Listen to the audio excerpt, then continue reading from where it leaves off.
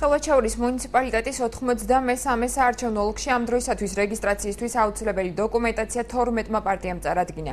Როგორც ოლქის თავმჯდომარე ომარ ვარშანიძე განმარტავს, მუნიციპალიტეტში გამგებლობისთვის რეგისტრაცია 6 კანდიდატმა გაიარა. დღესვე ხელვაჩაურის 93 საარჩევნო ოლქში რეგისტრაციისთვის საჭირო დოკუმენტაცია ერთიანმა ნაციონალურმა მოძრაობამ წარადგინა. პარტიის პროპორციული სიის 5 ელში 3 იურისტი შევიდა. პირველ ნომრად თეიმურაზ დუმბაძე დასახელდა, მეორე ნომრად მიშა ბოლქვაძე. სიაში მესამე ნომრად ნუგზარ ბოლქვაძე იქნება, ხოლო მეოთხე ნომრად ფილოლოგი შორენა ცინცაძე.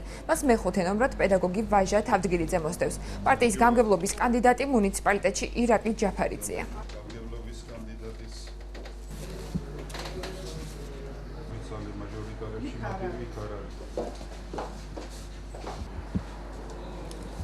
ჩვენ მიერ დღეს წარმოდგენილი იქნა პარტიული სიის ნომერაცია და კანდიდატები. პარტიული სიით წარმოდგენილი იქნა მაჟორიტარულ ოლქში კანდიდატები, წარმოდგენილი იქნა გამგებლობის კანდიდატი ერთიანი ნაციონალური მოძრაობიდან.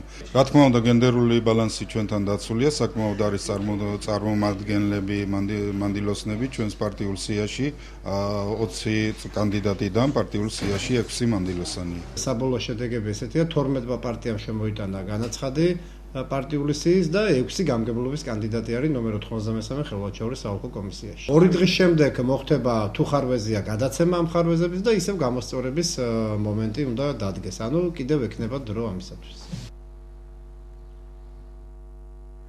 ხალხის პარტიის ბათუმის მერობის კანდიდატი ჯუმბერ თავართქილაძე დღეს ხელვაჩაურში ეგრეთ წოდებული ოცნების ქალაქში თვითნებურად შესახლებულებს შეხვდა. მერობის კანდიდატმა სოციალურად დაუცველებს საარჩევნო პროგრამა გააცნო და თვითმმართველობის არჩევნებზე მხარდაჭერისაკენ მოუწოდა.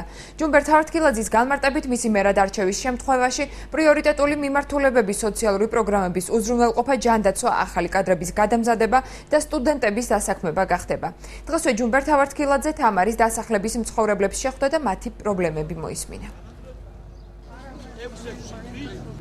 მე კიდევ ერთხელ ვამბობ ინვესტიციებს. როგორც ახლა მარტო ხელად დედავარ უსახკარო გაჭირვებული და ასეთი ძალიან ბევრი ყავს, არავისთვის არაფერი არც ამ პარტიას და არც არავის ხელი არ გამოუწოდებია და არაფერი არ გაუკეთებია. ყველაფერი კაი მისი გამოსვლა, ხალხთან ურთიერთობა, პენსიების დამატება, გაკეთება ის, რაც უჭირის დღეს თამარის დასახლებას. ეს ხალხი მიტოვებულია დღევანდელი ხელისუფლებისაგან და ვსწუხვარ, რომ ხელისუფლება, რომელიც დიდი დანაპირებით მოვიდა, ამ ხალხს არანაირი ყურადღება არ მიაქციეს. ბუნებრივია, ხელისუფლება, რომელიც დიდი იმედებით გაუჩინა ხალხს და მოვიდა დიდი დანაპირებით, ეკნებათ ყველას მიმართ უიმედობა. მე ვცდილობ ყველა მომრჩეველს დავარწმუნო იმაში, რომ იმედის დაკარგვა ეს არ არის კარგი საქმე და ამით არ გამოსწორდება პრობლემა.